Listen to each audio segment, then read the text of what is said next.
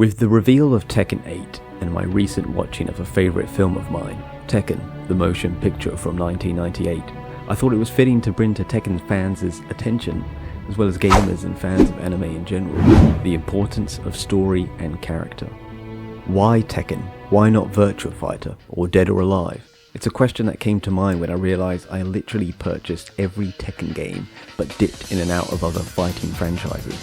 And I think it started all with this movie, only 60 minutes long but packed full of emotion, mood, themes and atmosphere.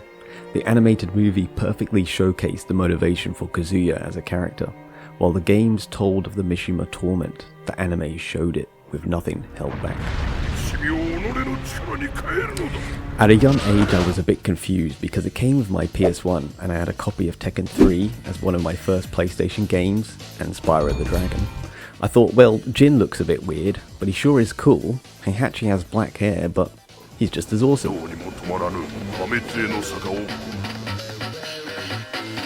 It wasn't until a few years later where I realised the film was telling the stories of the events of Tekken 2 in a roundabout way, mainly Kazuya and Jun's arc, and to be honest it did such an incredible job that I thought about these characters and their story while playing the game. It made those end cutscenes more impactful and emotional. I felt the sorrow of Jun, the pain of Kazuya, and the pure strength and will of Heihachi.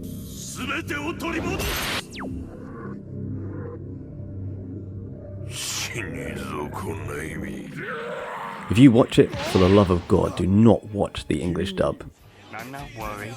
Nonetheless, I do have my image as a businessman to maintain now. That's why It's complete trash. Stick with the Japanese dub where you get a compelling and beautiful soundtrack, as well as masterful voice acting.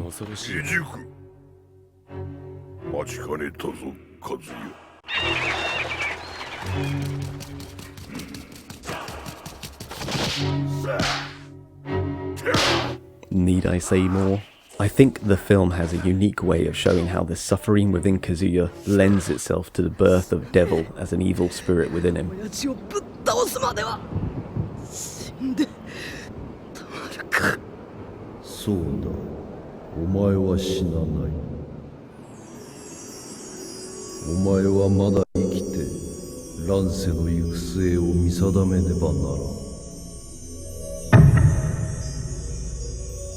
I don't know about you guys, but I deeply related with this.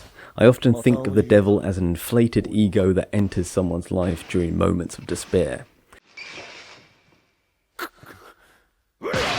It's a bit of a Jekyll and Hyde situation, a play on yin and yang energies. The devil mythos within Kazuya and the bloodline seems to represent karmic energies that play out amongst bloodlines. This Bible verse comes to mind. For I, the Lord, your God, am a jealous God, punishing the children for the sin of the parents to the third and fourth generation of those who hate me, but showing the love to 1,000 generations of those who love me and keep my commandments. It seems like a representation of the energies from previous ancestors being passed down, whether good or bad. It's a universal message. Kazuya had fallen from grace, his pure form now scarred and only allowed to exist on a dualistic nature. This is the fall of man. Just like in the Bible, the pure joy-filled boy is no more. And as we get older, this also comes to our realization.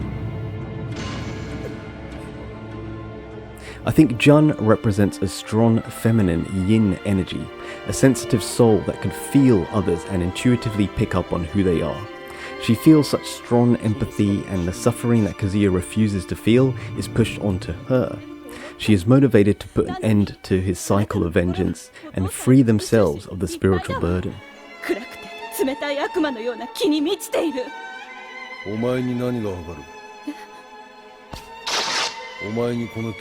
Heihachi, on the other hand, has grown disgusted of the world and its hypocrisy. He chooses to use his own strength and Tekken, meaning iron fist, to set a change in the course of humanity, to destroy it and rebuild it anew.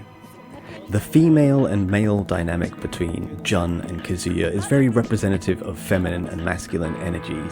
While Kazuya trains hard, exerts himself on a physical level, and only regards strength, power and will as important, Jun is the opposite, where she realizes peace of mind and inner connection with your soul is actually more important. Both these energies are needed, and that's sort of how the story of events unfold. I kind of think that Jin is a means of representing these two energies embodied.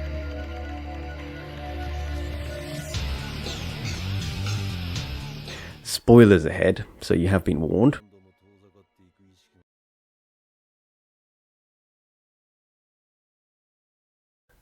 We also have themes of sentience, with Jack 2 developing consciousness and valuing this little girl's life.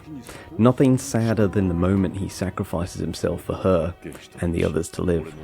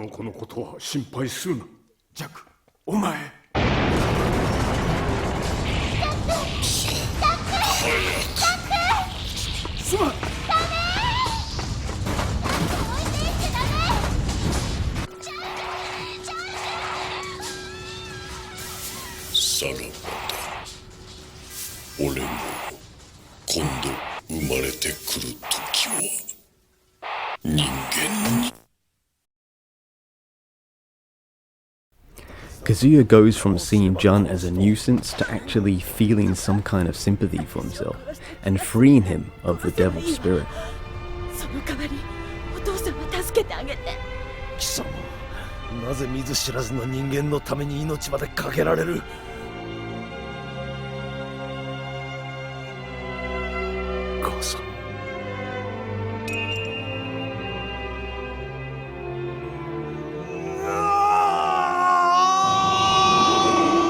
This is why Tekken kept me coming back. This amazing story and motivation for the characters. It made Tekken 4 so enticing to play.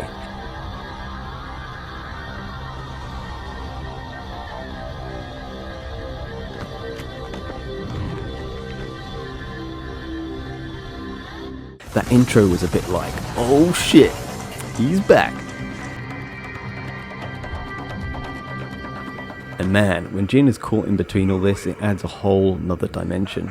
Where is the savior in the bloodline? When will the cycle of hatred end? Jun even shows up in a vision, just as Jin was about to let it get the better of him.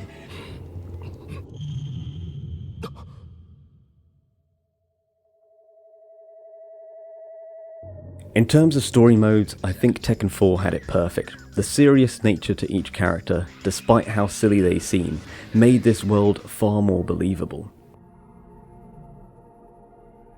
The nature of a money-making industry, it wasn't like Tekken 5 was going to conclude the story. So basically, the Mishima storyline got dragged out even further, coming to some kind of resolve within Tekken 7. But before the global wars, other IP characters, online ranked battles and EVO tournaments, there was a simple story, a simpler time, a heartfelt message of fighting our personal demons and rising to a higher state of consciousness. Where did this message go? It's probably why Jin's character has been criticized heavily for becoming a bad guy too easily. The lack of understanding on the fans' part has created a dissonance between the Tekken franchise story and what people can realistically accept as a character arc. If Tekken 8 is to have any hope in this realm, it requires a much simpler and effective streamlined approach to plot and story. Take a leaf out of the anime film, with a central event, the Tekken tournament on an island, motivations based on emotion and not politics, and the ability to empathize with the character's rationale.